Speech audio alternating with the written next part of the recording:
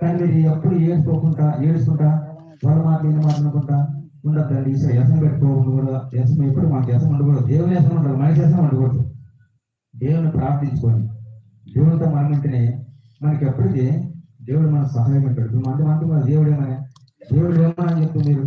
దేవుడు దిక్కులేని వారికి దేవుడే దిక్కు. మనకి దేవుడే దిక్కుంటది మనందరికీ.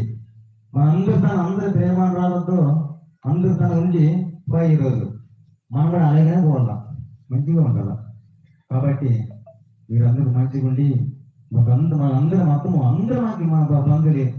వాళ్ళ బంధువులు వీళ్ళు బంధువులు మాకు అందరూ బంధువులే.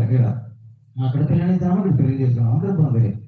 శాంతంతో సమాధానంతో మంచిగా జీవించే భాగ్యాన్ని మీకు దయచేయమని నా ప్రభువుని శ్రీ అడిగి వెళ్తున్నాను తండ్రి.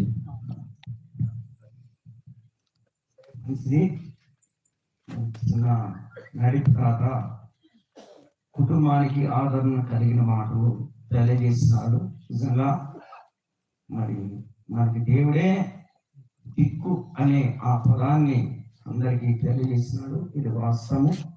కాబట్టి ఆ మాటలు మనం కూడా మనసులో మధ్యలో ఉంచుతున్నా దేవుడు ఈ మాటలు మరి చెప్పిన అందరికీ కుటుంబం వారికి తెలియజేస్తున్నాము. ఒకవేళ ఎవరైనా మరి అన్న గురించి చెప్పగలిగిన వాళ్ళు ఉంటే మరి వచ్చి ఈ మాటలు చెప్పుకొని, లేదంటే మరి ప్రార్థన చేస్తాం.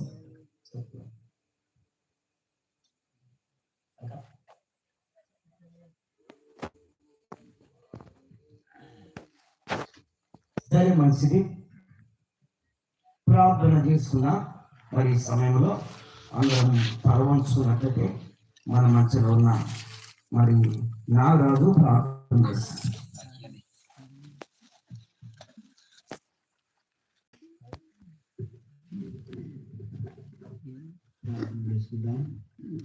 ప్రేమ స్వరూపుడు అయిన మా ప్రియాపరలోక తండ్రి, మీ పాదాలకు నామ స్తోత్రాలు చెల్లిస్తున్నాము.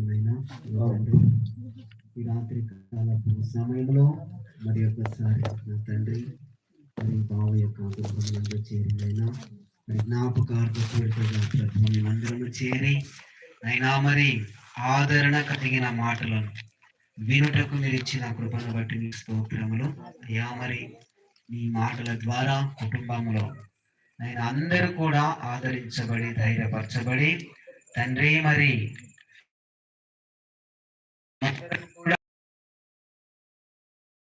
ఆ తండ్రిని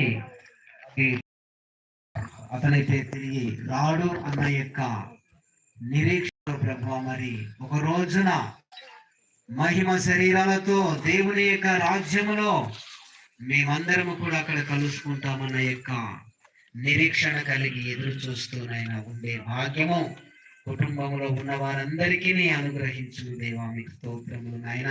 అయ్యా, మీరు లోకంలో ఉన్నప్పుడు చెప్పారయ్యా, మీకు స్తోత్రము. ఒక కాలము వచ్చుచున్నది, దీనికి ఆశ్చర్యపడకూడి ఒక కాలము వచ్చుచున్నది. ఆ కాలమున సమాధులలో ఉన్నవారు బయటికి వచ్చెదరు, కీడు చేసిన వారు తీర్పు పునరుత్థానమునకును, మేలు చేసిన వారు జీవపు పునరుత్థానమునకును బయటకు వచ్చేదరని మీరు లోకంలో ఉన్నప్పుడు చెప్పారు నాయన. మీకు స్తోత్రములయ్యా. అవును తండ్రి దేవా, మీకు స్తోత్రములు. మేలు చేసిన వారైతేనేమి కీడు చేసిన వారైతేనేమి ఒక రోజున అయ్యా మీ శబ్దము విని సమాధులలో నుండి బయటికి వస్తారని మీరు తెలియజేస్తారయ్యా. మీకు స్తోత్రములు నాయన.